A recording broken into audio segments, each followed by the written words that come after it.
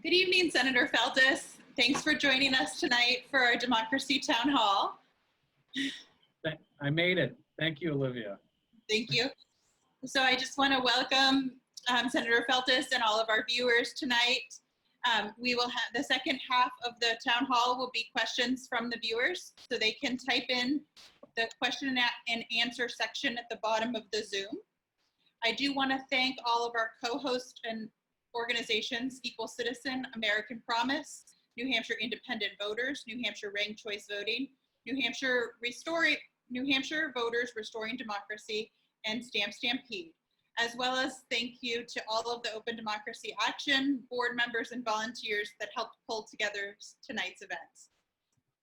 I want to briefly introduce Senator Feltus. He is a father of two. He is a state senator in Concord and has co-sponsored a number of democracy bills. So I'll kick it over to Dan to say a little bit more about him and why democracy is important to him. Thank you very much, Olivia, and to everybody who's tuned in. Thank you for listening. Thank you for all your activism on this issue.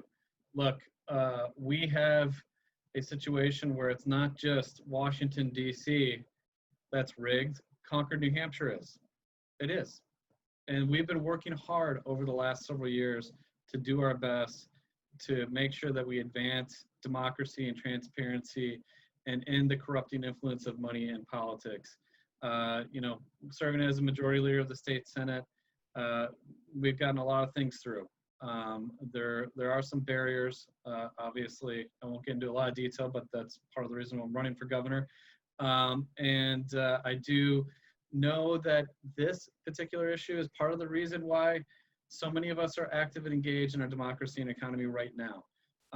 Look, I served as a legal aid lawyer prior to serving in the state Senate, representing low-income folks, seniors, and veterans on a whole host of issues from unemployment to housing, and occasionally advocating at the State House. One of the 4% of registered advocates at the State House at that time that served a public interest, the rest a corporate interest, and saw how laws were made without ordinary folks in mind.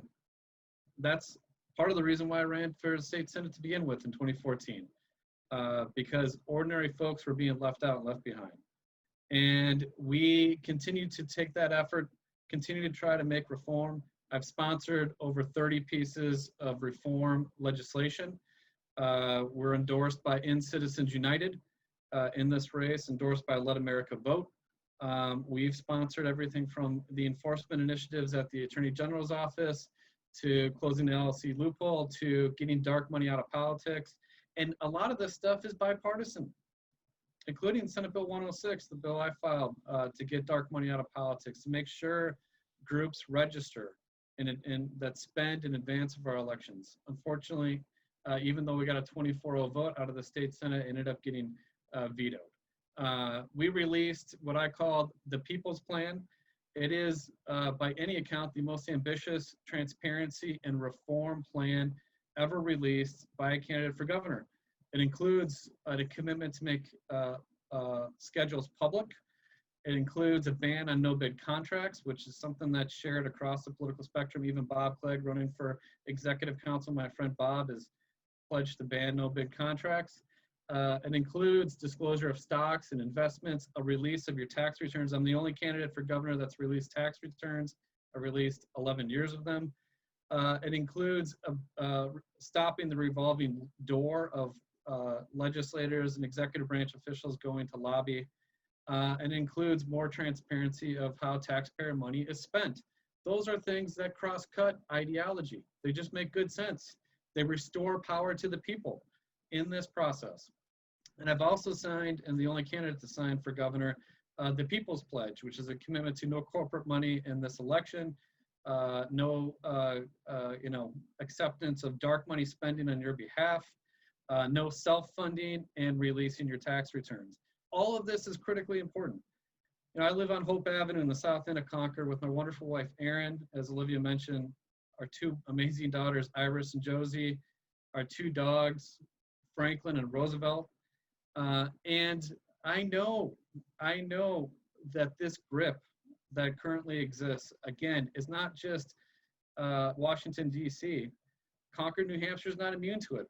And if we're going to restore balance on so many issues, whether it's healthcare with the highest healthcare costs in the nation, whether it's energy, whether it's property taxes, we need to get a grip on the corporate special interests that are affecting politics here in New Hampshire and at the State House. So I am honored to be here with you tonight. I'm honored to engage in this discussion. There is a lot of work to do. We've made a fair amount of progress, but there is a lot of work to do. And I look forward to having a conversation about how to get it all done. Great. And so, as you know, most New Hampshire voters are sick and tired of big money in politics and in those interests that dominate our state.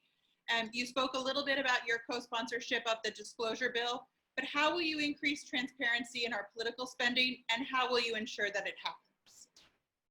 So first and foremost, there is a website that's supposed to report specifically where all the taxpayer money goes. It doesn't do that, you know, to be blunt, especially under this current administration. We passed recently legislation under House Bill 1129 to require those baseline transparency measures on how taxpayer money is spent and the CARES Act money be posted on the website too.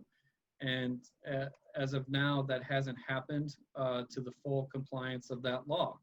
What we need to do is make sure everybody knows where government money is going, where taxpayer money, it's your money. Everybody needs to know where every cent goes. It should all be accounted for.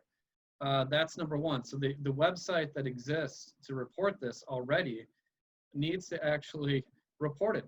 And that's what I pledge to do. I also pledge to make my schedule public. Meetings, where I go, things I do in terms of official government business. And on top of that, I do think disclosure needs to happen, not just in the context of our elections, but in the context of the conduct of public officials. So the mandatory filings of your disclosure, should include stocks, major holdings, and major property holdings. I think that's really important. And on top of that, on day one, I'll ban no-bid contracts. I'm not doing no-bid contracts as governor. We've seen a dramatic spike in them, including in COVID relief money, including in opioid relief money. That's just not right.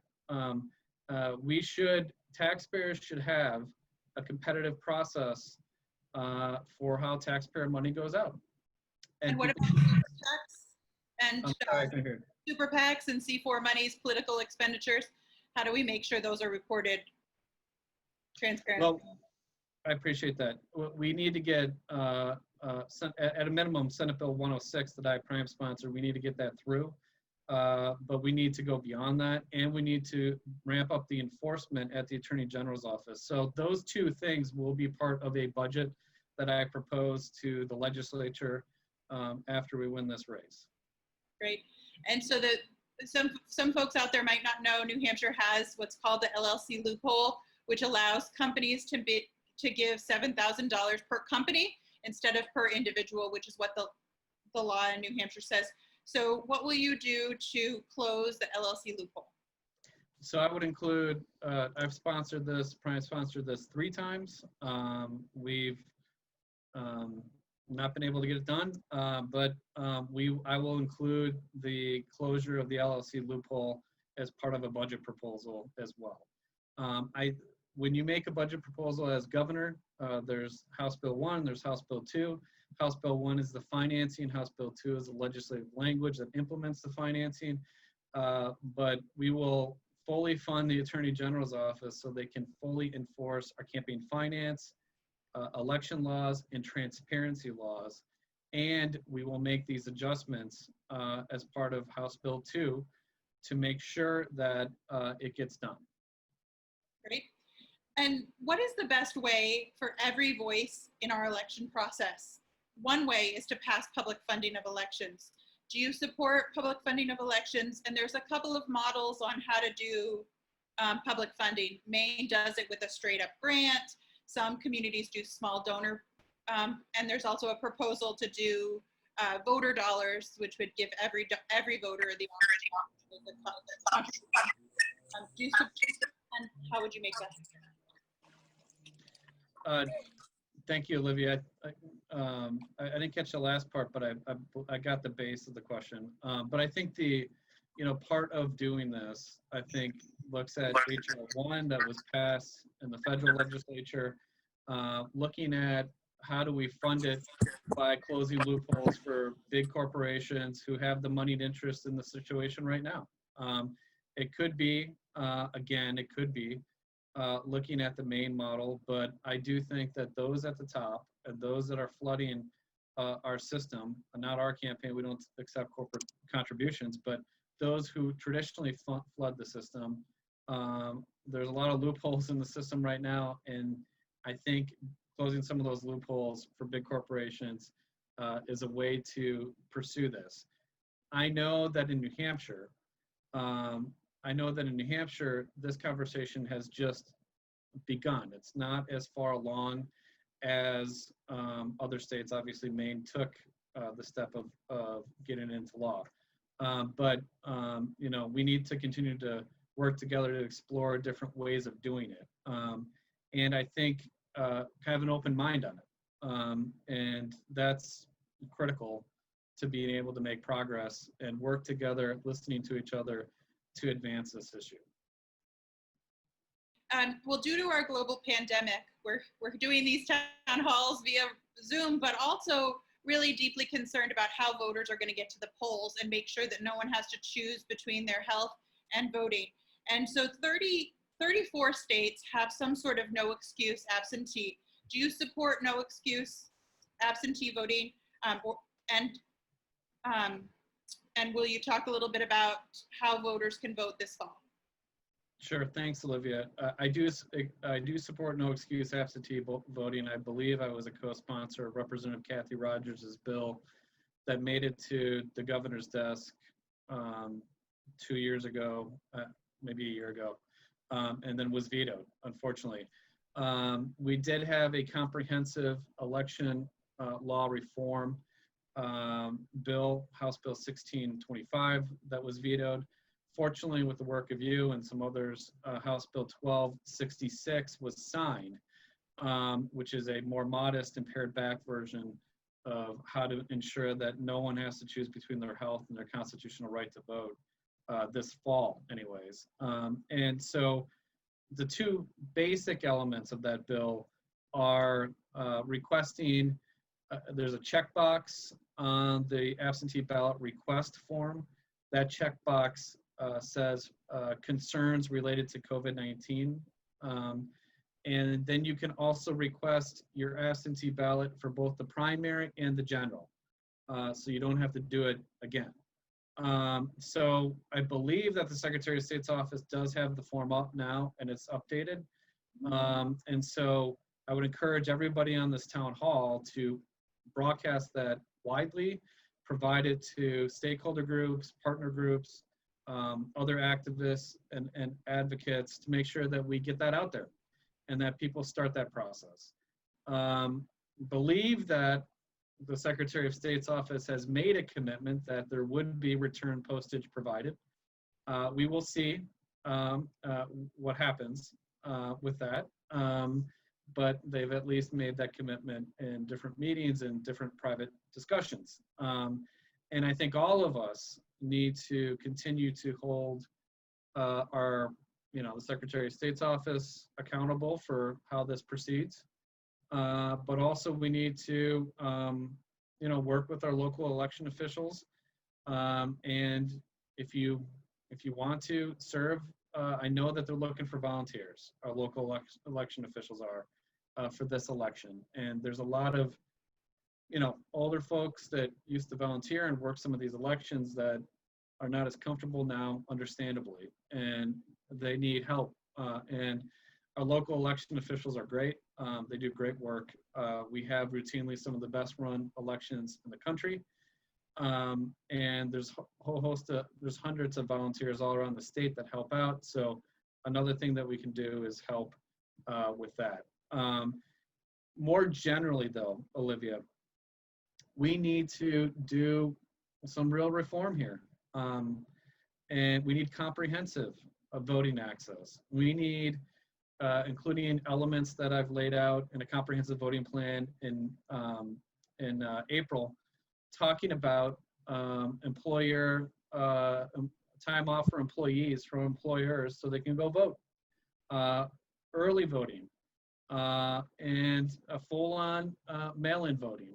I think it makes good sense to send a ballot to every registered voter. I believe in that.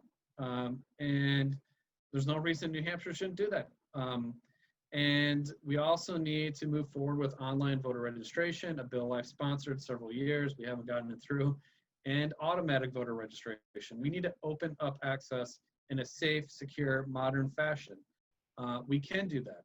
But for this election, the furthest we've got is the form, checking COVID-19 related reason, and getting your primary ballot and your general election ballot without doing a separate and second request after the primary. Those are important steps, no doubt. They're not anywhere near where we need to be.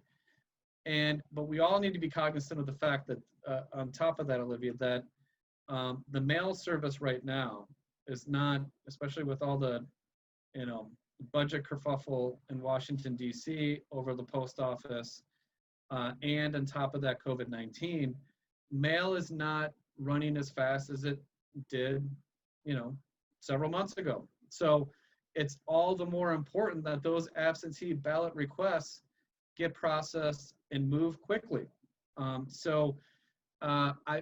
Everybody who's on this chat, I would respectfully encourage you to do what you can to get this form out as widely as possible so that everybody has an opportunity to do this. And everybody does it sooner rather than later.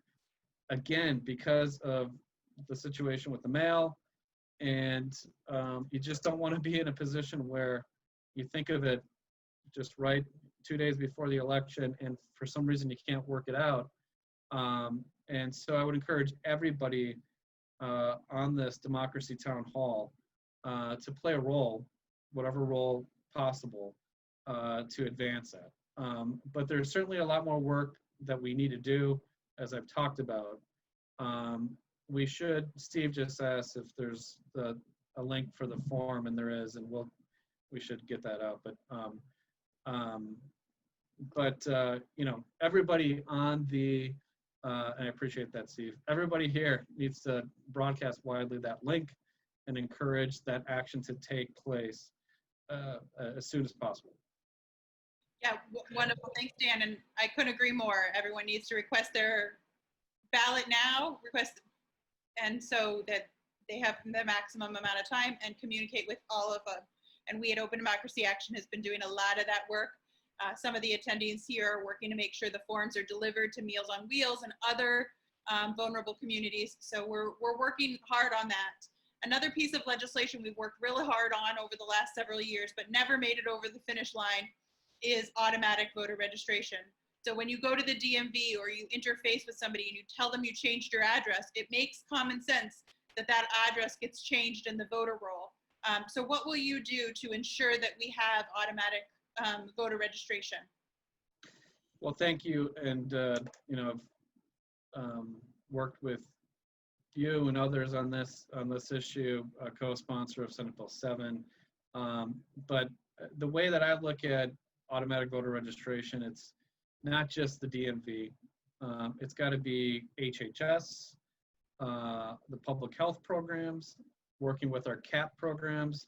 There's so many great people that work with people on the ground that could be automatically processed and automatically registered, similar to what other states do.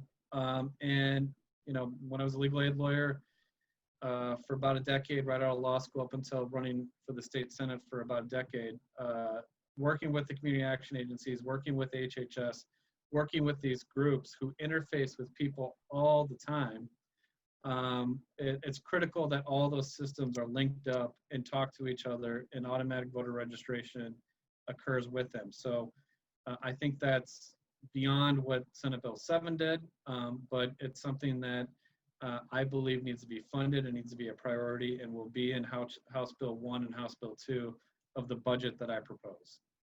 Great. And while we're on the subject, can we talk a little bit about online voter registration?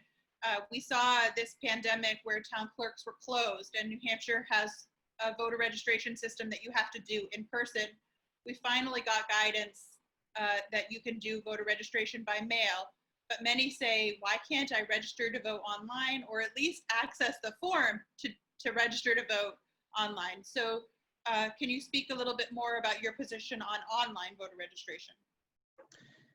Yes, the first sort of really comprehensive online voter registration bill that was put together was then Senator Betty Lasky and myself working together with the Secretary of State's office, and they were actually neutral on it, you may recall. We didn't get it through, but I support online voter registration. It's vital, not just now in COVID-19, it's just vital, period. And so online voter registration, not to be confused with automatic voter registration, are two different opportunities and two different opportunities that need to happen and need to get done. So we would, again, put that into House Bill 1 and House Bill 2. That reform agenda needs to be a priority. Great. Let's just move on to the voter rolls real quick. Sure. We are enrolled in something called an interstate cross-check program that's supposed to cross our voters with other voters. And Chris Kobach, who founded this program in Kansas, it's basically defunct. So we're enrolled in a voter cross-check program that basically doesn't exist. There's another voter cross-check program that 30 states are enrolled in called ERIC, the Online Registration Information Center. Do you support enrolling us in this program? And also, one of the things that this program does is it mails a postcard to any unregistered voter to let them know how to register.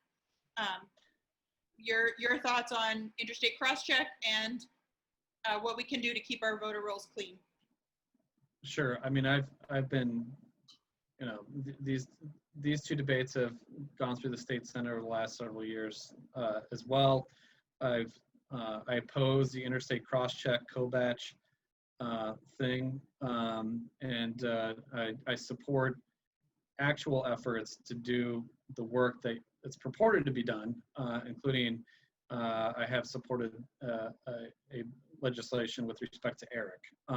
So, I mean, we can do things that make good common sense without subjecting them to voter suppression efforts, which is basically what the Kobach thing was all about. And what we need to do is do exactly that, is reach out to unregistered voters and find ways to do that, and find ways to allow people the opportunity to register to vote if they're legally allowed to do so. It just makes good common sense. And again, this is about ordinary people's voices being more active in our democracy. Like I said, when I was a legal aid lawyer, just being up there at the State House, all the lobbyists running around were representing corporate special interests. And, I think there's very effective advocates for public interest, especially now up there. But on the same token, the question is who do you look out for? What is the influence? And at a minimum, you've got to have as much transparency as possible. Public officials should be an open book. That's why I talk about releasing my public schedule. We've released 11 years of our tax returns, only candidate to do that.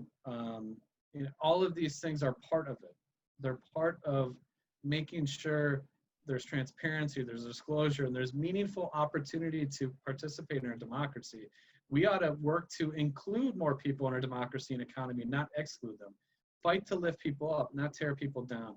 Work for an economy that works for everybody, not just those at the top. And the reason why it works especially well for those at the top, including our tax code that's rigged for those at the top, is because in part based on the fact that we have a system where ordinary people, it's a little difficult to participate. And our voices of ordinary people are drowned out in part by corporate special interests. And again, this is not just Washington, D.C., this is right here in Concord. So we've done some good things, but there's a bunch more work we got to do. And Olivia, you and I just talked about a series of things that we've been kind of beating our head against the wall on over the last several years. It's time to finally get that stuff done. And that's part of the reason why I'm running for governor. Great. Well, we couldn't agree more that every voice matters, but we do have a system, and for decades, lawmakers of both parties have rigged our system with extreme gerrymandering. And it's really made it so that politicians are picking their voters and voters are not having a voice in the process. So would you commit to legislation that would end gerrymandering through an independent redistricting commission? Yes, and in fact, you know, I worked on the legislation last year that we got I believe we got a unanimous vote out of the Senate, and then Sununu vetoed it. And then there's also House Bill 1665 going to Sununu's desk fairly soon that, you know, hopefully he'll see the light. But even if he doesn't, he vetoes it again. I commit to a process of an independent bipartisan redistricting commission. I commit to supporting that, regardless of what happens with House Bill 1665. I fundamentally believe in that basic principle that you just talked about, Olivia, that voters should pick their politicians, not the other way around. It doesn't make any sense. And the state Senate in particular, by the way, based on the efficiency index, which is a measure of gerrymandering, has one of the most gerrymandered legislative bodies in the country. Our state Senate right here in New Hampshire, based on the 2010, the effort in 2011 following the 2010 census. So 2020 is a redistricting year. It's a really important year to vote. It's a really important year to vote, period. I won't get into all those reasons why, but everybody should vote. 2020 is critical. And even if Sununu vetoes this again, and after I defeat Sununu on November 3rd, we're going to do it. We have got to do it. This is about standing up for ordinary people and making sure their voice counts. Right, and also filling out their census forms so that they're You got it. I'm going to move on to ranked choice voting, which is a system that's used in Maine, but also been used throughout the country in municipalities, which allows candidates to rank voters in their order of preference. And it's a really innovative way to ensure that there's more voice in our process. Do you support ranked choice voting? So I support doing a pilot on this in New Hampshire. I would have supported a pilot in the New Hampshire Democratic presidential primary. I thought that made a lot of sense for ranked choice voting, given the number of candidates. I think starting with a pilot makes good sense. Ideally, probably in a crowded presidential primary field. And I know Maine has done it, and the results over in Maine are positive or generally positive from what I've heard from people who have worked on it and feel as though, and citizens feel as though their voice is more heard. So I support it in concept. I do think that the way to pursue it is starting with a pilot. Great. So throughout this event, you've made it a case for fixing our democracy. So if elected, would this be a priority for you, a top priority? Yes, absolutely. And look, we've laid out a number of plans in the race for governor, but we've laid out one of the ones that I'm most proud of is the People's Plan, which is, like I said, the most ambitious reform agenda that has been put out by any candidate for governor to date that we could see. And like I said, throughout a lot of this question and answer period, Olivia, these elements, some of them can be done on day one, like banning no bid contracts, but other ones need to be part of law changes. And also you need to put put the resources in. Like we've been fighting for years to get adequate resources for the division of the Attorney General's office that actually enforces these laws. No point in having the laws if you're not enforcing them. And the transparency laws, the campaign finance reform, and the election laws. And so we will put that in the budget, House Bill 1, House Bill 2. The People's Plan will be a prominent part of it. We will lead on it because, by the way, talk about COVID-19 in the context of elections, but also in the context of just lives of ordinary people, and working families.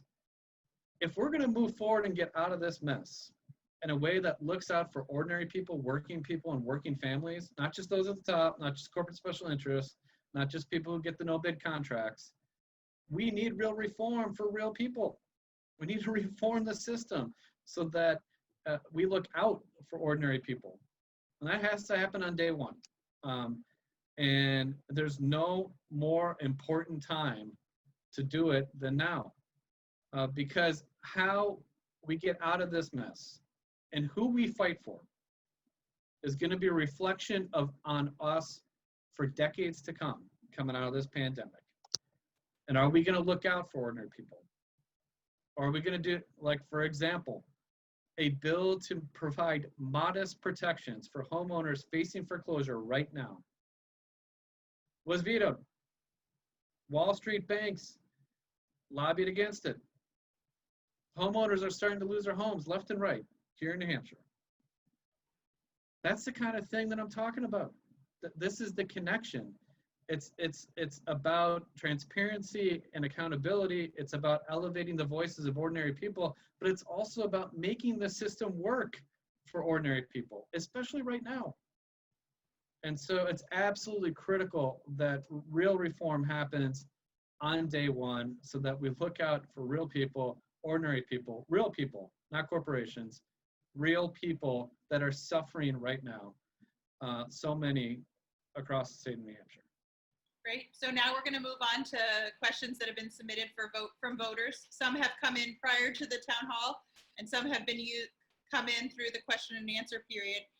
So your first question is from Gene in Rochester. He says, as governor, what will you specifically do to ensure campaign finance reform, and how will you show leadership to continue to fight against the LLC loophole? So thank you.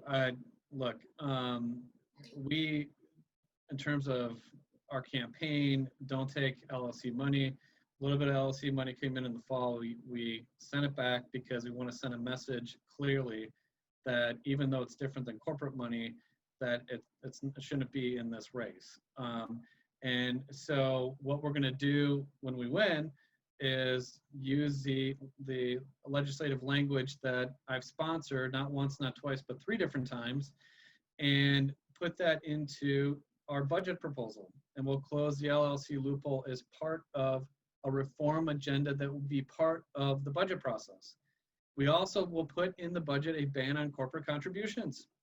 It's a bill I sponsored last year, Senate Bill 115. Unfortunately, despite being the majority leader and being in the majority, we couldn't even get it through the Senate. There were members of, quite frankly, my own party who were resistant. But we still fought it. We did the best we could. That's going to be part of the reform agenda that will be in my budget proposal. Again, governors they start the budget process. He or she produces the HB1, which is ostensibly the spreadsheet, the line items, and then HB2, House Bill 2, is the legislative language. And again, part of this needs to be not just the things that I talked about in terms of the People's Plan, but it needs to be the funding of the enforcement at the Attorney General's office. And we've made some progress on that. And Olivia and others helped a lot on that. However, and some of it was bipartisan. However, it's not where it needs to be. And so we need to make sure that not just the laws that are on the books, that they're actually enforced. There actually is accountability in enforcement. So that's all part of what will be part of the budget process. It's a top priority. Like I said, it's a bigger priority even right now. Again, how do we get out of this mess? We got to reform the system if we're going to look out for ordinary people and getting out of this mess and charting a path forward. Great. So the next question is from Bev in Ware. And Bev says, vote by mail is a big topic these days. How will you loosen some of the requirements around absentee voters to ensure that vote by mail can be adopted in New Hampshire? And also there was a second question that I'm going to tag on to that from Bob. Sure. About would you pay for postage for the return of absentee ballots? To Bob's question, and if it's Bob Perry, hi Bob. Yeah, the answer is yes. To the former question, I do support mailing a ballot to all registered voters, period. Other states have done that. It's good common sense. These are registered voters. And then there's safety and security measures that make sense along the way that could be implemented. On top of that, in terms of no excuse absentee balloting, I've supported that. And again, Kathy Rogers' bill, I think it was last year or the year before, made it to Sununu's desk, and he vetoed it. Look, I'll be blunt. The singular obstacle to meaningful progress and reform, in my view, is the current governor. And that's in part why I'm running for governor, because we need real reform if we're going to really change the system to look out for ordinary people.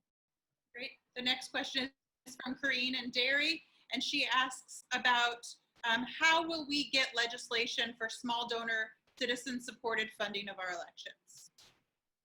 Thank you. As we talked about earlier, there's a number of different ideas about how to do it.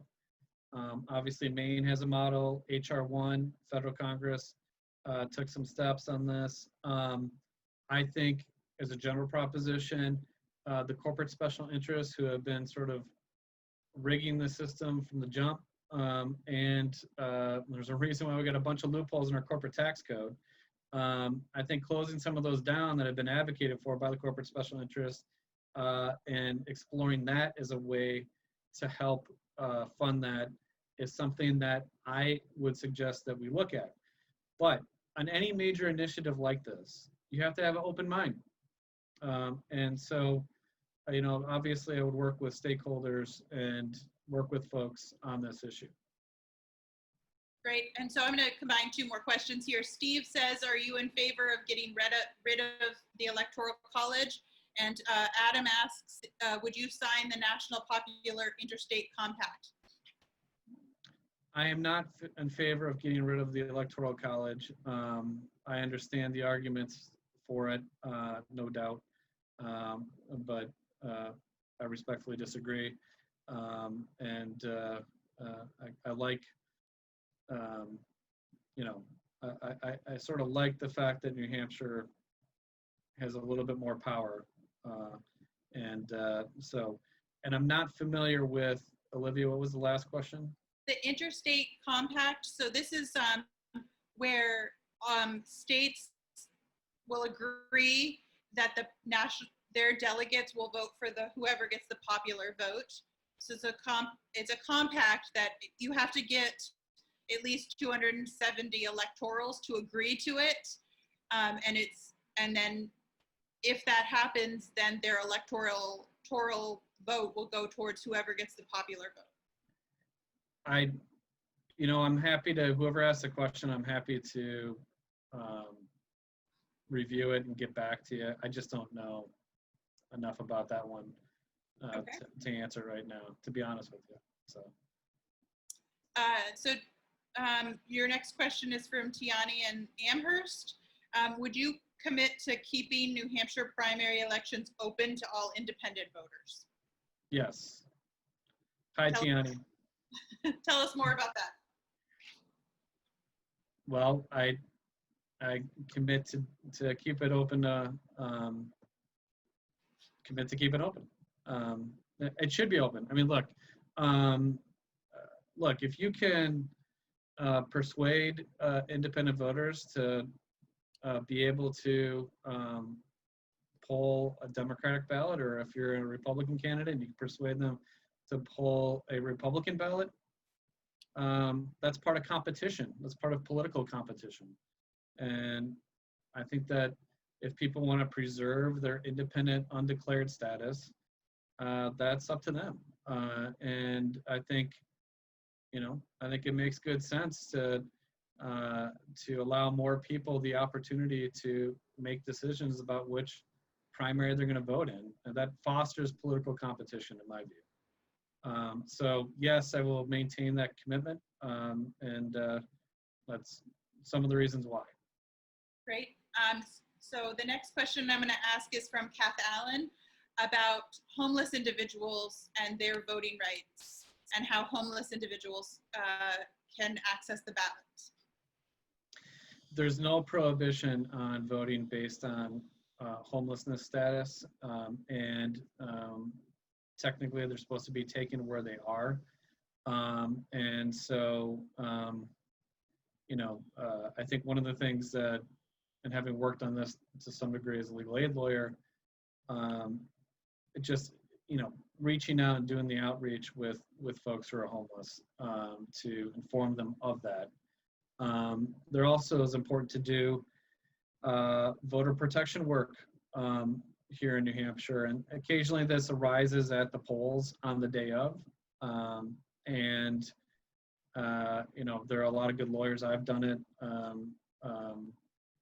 lot of lawyers that will oversee or help oversee and volunteer on election day and understand the laws and help with that process in a collaborative way, usually with the moderators of the polling place. And so I think it's important for folks who are listening to again, I talked about earlier, volunteering on election day, doing that, getting the word out to different groups and different folks is important too. And I think some of our organizations that do a lot of great work with our homeless population in the state, it would be helpful to get the absentee ballot request forms in for them too, and do the kind of outreach to make sure that people request the ballot and move forward. So I think we got to work with all of our stakeholders, our partners, our advocacy groups, and starting tonight, tomorrow, doing that to make sure that everybody has their right to vote fulfilled. Great. So the next question is from Doug and Mason, who's concerned about how donations seem like influence in the way decisions and policies are made by our representatives.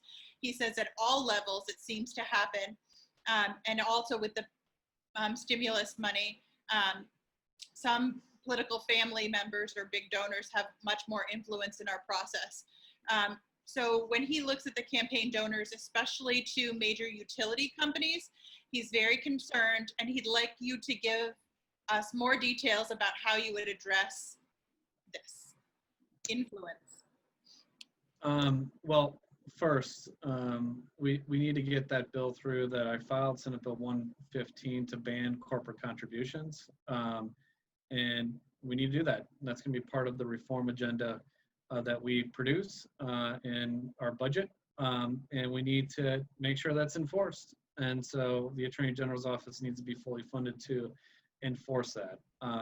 So, I mean, these debates have been going on for years, and we've been working hard at them. I think one of the debates and discussions in terms of the public financing of election and the small dollar and how that looks is not as surfaced, if you will, and not as worked up. But all of these other things have been worked on. And again, I've sponsored over 30 pieces of legislation on this stuff, working with a number of folks, including Olivia and others.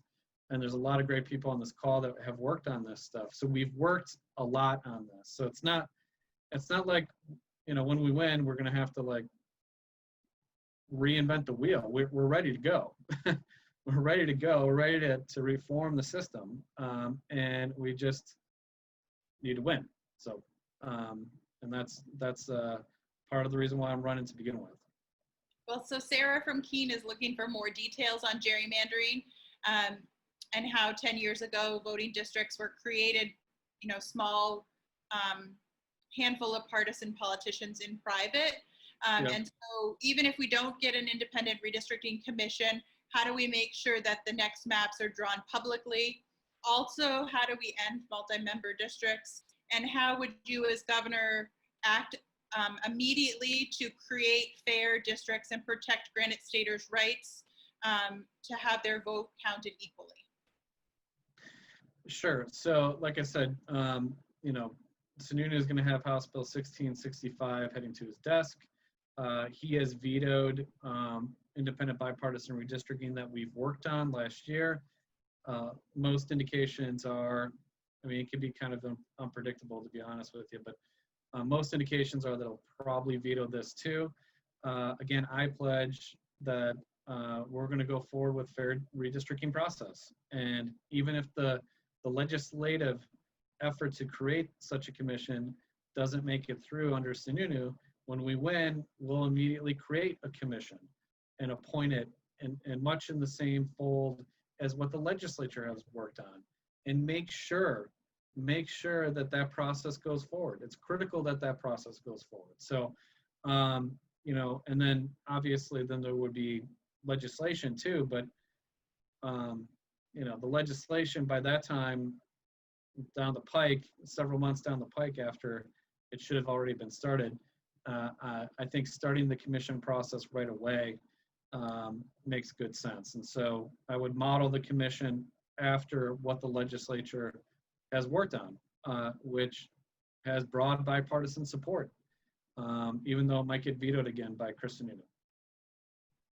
Great. So from the chat, and I'm gonna add a sentence of explanation on this because I feel like most people don't understand that many of the executive council donations, and actually NHPR reported that 25% of all political contributions came from lobbyists, but executive councilors can take money and approve a contract of the person they take money from. And so how will you end pay-to-play politics? And especially how will you expect your relationship with the executive counselor to work on this as governor? Well, we addressed this, thank you. We addressed this in the context of the People's Plan that we've released in terms of getting lobbyist money out of the executive council process.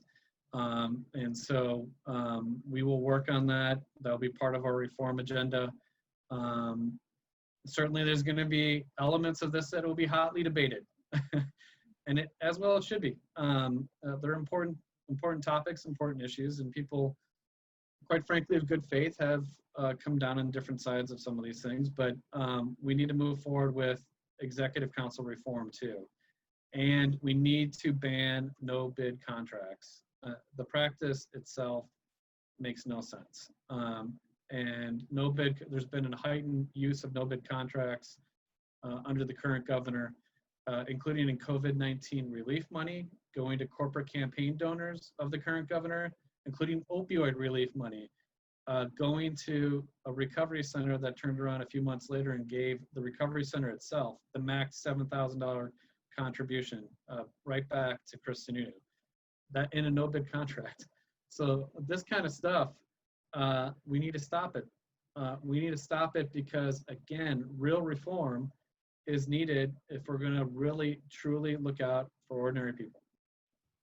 Great. So Joanne in Nashua, or Joanne in Hollis, I should say, asks, and I'm going to add a sentence to this one too, about companies that are writing public policy. And she wants to know how ALEC has affected this past legislation, the past session. Well, fortunately, with the majorities in the House and the Senate, ALEC drafted legislation hasn't gotten very far over the last couple of years, which may explain why more bills were signed by the current governor in the prior session when ALEC drafted bills did make it through in some cases. But in the last session, it didn't happen. And I think through the work of so many people on the Zoom call, the actual connection of ALEC and how ALEC's funded, and when ALEC is drafting legislation, if it's a boilerplate ALEC bill. Bob asked who funds it. It's a bunch of corporate special interests, and the NRA funds it as well. And when it's ALEC boilerplate legislation, the work of so many people on the Zoom call, Olivia and others, have exposed it through the process. And that's helpful because every now and then you're not able to catch it necessarily right off the bat. And if you do catch it, pointing that out, especially in New Hampshire, where we like to do things differently, and it's a boilerplate national group piece of legislation, people resist that, and including some of our Republican friends will battle back against that kind of initiative of a one-size-fits-all kind of boilerplate piece of legislation. So we just need to continue to highlight when ALEC is up to its thing, and when their legislation emerges, and continue to point it out. Great. So the next question is from our submitted on our Q&A tonight, and I'm going to do my best to read this question, but it's a little technical. So it's from Richard. He's concerned about private interests affecting our energy, especially with those, the New England Ratepayers Association, and around Nero, who's listed as a 501c4 organization, and Mark Brown, who's the registered lobbyist for that, has quarterly lobbyist reports that are showing that he's making political contributions. And so how do we create energy policy dealing with the players or sort of buying influence? Well, thank you for the question, because this goes to the heart of why we cannot get a bunch of stuff done in clean energy, including 3 bipartisan net metering bills that I've worked on as vice chair of the Energy Committee, raising the per project net metering cap from 1 megawatt to 5 megawatt, critical for distributed generation solar. The Orwellian named New England Ratepayers Association, which is fueled by fossil fuel interest money, lobbied against it on behalf of quote unquote ratepayers. Mark Brown, as you mentioned, is the head of that. He actually, did consulting work with the Sununu family. And Chris Sununu's brother, to be blunt, is a fossil fuel industry lobbyist. And this is all public when Sununu vetoed my bill to ramp up new solar in the state by 7 times under Senate Bill 168 last year. In the public veto statement, he said that it amounts to, and I'm paraphrasing, quote, crony capitalism for the solar industry. And I said on the Senate floor on veto override, I respectfully disagree with using that kind of language in a veto statement. But since you used it, let's talk about the fact that your brother is a fossil fuel industry lobbyist, that the organization that you have affiliation with, New England Ratepayers Association, is fueled by fossil fuel industry money, and they lobbied against it. So by any definition, that veto of my solar energy bill amounted to crony capitalism. And so first and foremost, you need to know what your candidates stand for. You need to know what connections they have. That's why I released my tax returns, 11 years of them, only candidate in the race for governor to do it. We need more disclosure at the state level. Your stocks, your property, your holdings. That's part of what we put forward in the People's Plan. And that's part of the reform agenda that we're going to advance. So elections have consequences. You should know what connections, people running for office have. That's why I think it's important to release your tax returns. And then in office, there needs to be more disclosure. Disclosure is not just about sunlight, after the fact. It's also a disinfectant before the fact.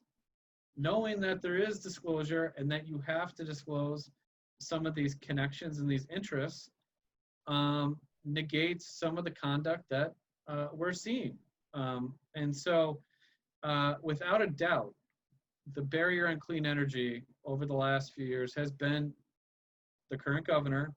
It's bipartisan progress that we have made, and it's been stopped because of the lobbying of the current governor's brother and the affiliated organization, New England Ratepayers Association, which, by the way, fortunately, last week, New England Ratepayers Association lost their bid at the Federal Energy Regulatory Commission to completely get rid of net metering nationwide. They actually went so far to do that.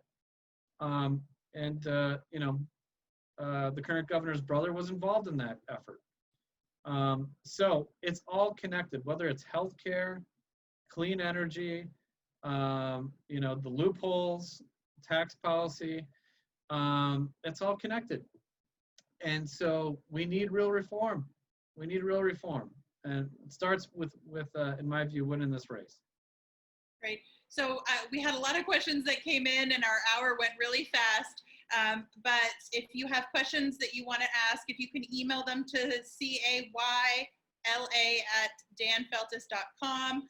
They'll do the best to get back to you, answering any citizen question. But I want to thank you so much for being with us tonight. And I want to give you the floor for your closing remarks. Well, thank you, Olivia. And thank you to everybody who joined in. And for all of your work, your activism, your advocacy. It matters. It makes a big impact. Certainly I can't let any forum go by without respectfully asking for your vote in this race for governor. I'd be honored to have it. But more important than that, I ask you for your ongoing activism and advocacy. It matters. Everything we say and do counts. Everything we say and do makes an impact, especially now. And I'm reminded on the quote on activism from Bobby Kennedy and then apartheid South Africa, which is apropos for every time, especially this time, that each time someone stands up for an ideal or acts to improve the lot of others or strikes out against injustice, they send forth a tiny ripple of hope. And through many acts of kindness and activism, those ripples, they turn into waves, and those waves shake down the greatest walls of intolerance and injustice that still exist. Folks, that quote, it was true then, it's true now. It's even more true now. So everything you do and say counts. It creates a ripple. And together, working together, those ripples will create waves, and those waves will create the change that we need, especially right now. And look out for the people who need help, especially right now. So thank you so much. Thank you for having me. Keep up the fight. Everybody be well, be safe, and keep fighting. Take care. Okay, and request your absentee ballot. Fill it out today. Tell others to request their absentee ballot. I want to thank all of our viewers and questioners and more. Also want to thank our co-hosting organizations, Equal Citizen, American Promise, New Hampshire Independent Voters, New Hampshire Ranked Choice Voting, New Hampshire Voters Restoring Democracy, Stamp Stampede, and Open Democracy Action. So thank you all. Stay cool tonight and have a great day. Take care.